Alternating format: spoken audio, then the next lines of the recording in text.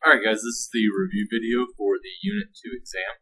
I'm going to talk to you guys about everything that'll be on this test coming up, so pay attention. A lot of it is going to just be me talking with a few things for me that's writing. Okay, so one important thing for you to know and understand is gross domestic product, and if you remember, the gross domestic product formula is consumer spending plus investment spending, plus government spending, plus exports minus imports.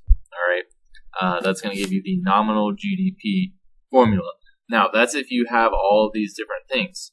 Let's say that you get a problem where it has three different goods, right? Good 1, good 2, good 3. You would simply, to figure that one out, alright, you're just simply going to do the price times quantity for good 1 plus price times quantity for good 2, right? Plus, for good 1, good 2, price times quantity for good 3. Alright, that'll give you the nominal GDP there. Alright, now, if you're looking to solve for real GDP, alright, you are going to want to, they'll always tell you what year is going to be the base year, right? And so you would do the new quantity for each year, all right, times the price in the base year. So you're holding the price variable constant, and you're just changing up the quantity, all right, and that measures aggregate output. Okay, so hopefully that made sense. If not, ask questions tomorrow before the test about it. Alright, now, we're going to talk next about unemployment. So remember, the unemployment rate, alright, is going to be the number of people who are classified as unemployed, right, those without jobs who are looking for them, alright, divided by the number of people in the labor force. Not the entire population, not the working age population, but the number of people who are in the labor force. Right? And if you remember, the labor force is equal to the number of people who are employed, meaning those with jobs, both full-time and part-time, plus the number of people who are unemployed. Alright? Sorry that the writing's a little bit messy, but that gives you your labor force number. Alright, so that gives you your unemployment rate. You're then going to multiply that, of course, by 100 to give you that full percentage right there. Okay.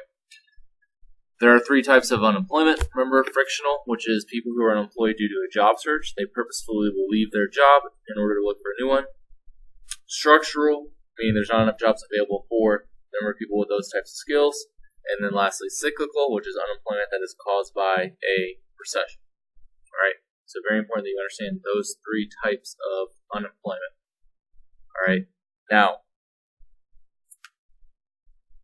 another formula for you to know is the labor force participation rate.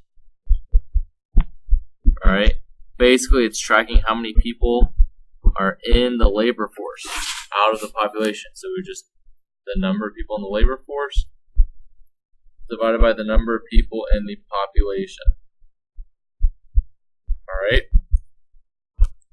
so that's the difference between labor force and unemployment rate and all that other stuff. Again, if you have any questions, bring them to class tomorrow.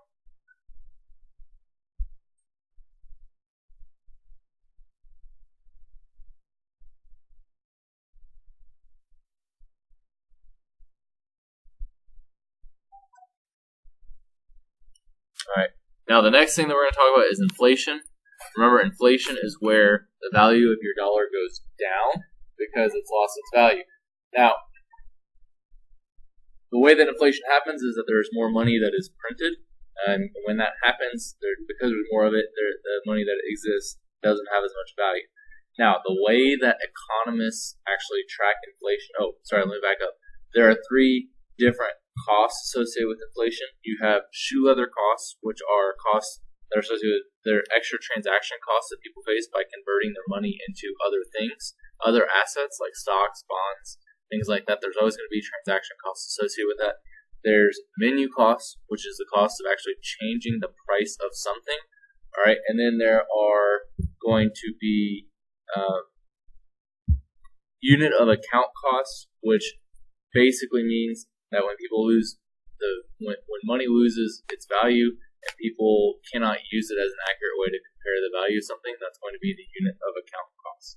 All right. Now, the way in which economists actually track the inflation rate is through price indexes. All right. So, in order to calculate the price index, you need to know what a market basket is. All right. And so, remember, a market basket is simply the value of a collection of goods and services. All right, now you might see consumer price index or you might just see price index. Either way, they use market baskets to figure out the value of those price indexes. Okay, so a market basket, remember, is just the value of a collection of goods. And they'll usually tell you on the AP exam, if they're asking you to calculate the price of a market basket, it's going to usually be about 2 to 4 goods that are in there that they'll ask you to add up. Nothing more than that. All right, so you have the value of the market basket, and they might tell you the value of it in, year 1, 2, and 3, for example. All right.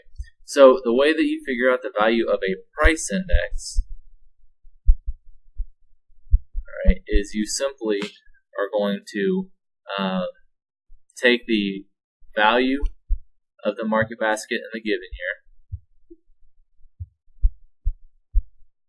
I'm going to shorten that to MB here. So MB, remember, means market basket in the given year, divided by the value of the market basket in the base year. Alright, and so what that does, and then you're going to, of course, take that and multiply it by 100. Okay, what that does is it gives you a nice round number for you to then calculate the inflation rate without having to use a calculator. Okay, so the value of the market basket in the given year divided by the value of the market basket in the base year times 100 gives you that price index value. They'll always tell you what year the base year is going to be. So from that point, it's just plugging and chugging and figuring out where your numbers go. Okay. The way that you calculate the inflation rate using price indexes is the same thing as before. All right. You would just simply do price index, or I'm going to do PI here in year 2, or the year you compare it to, minus price index in year 1 divided by year 1 times 100. All right.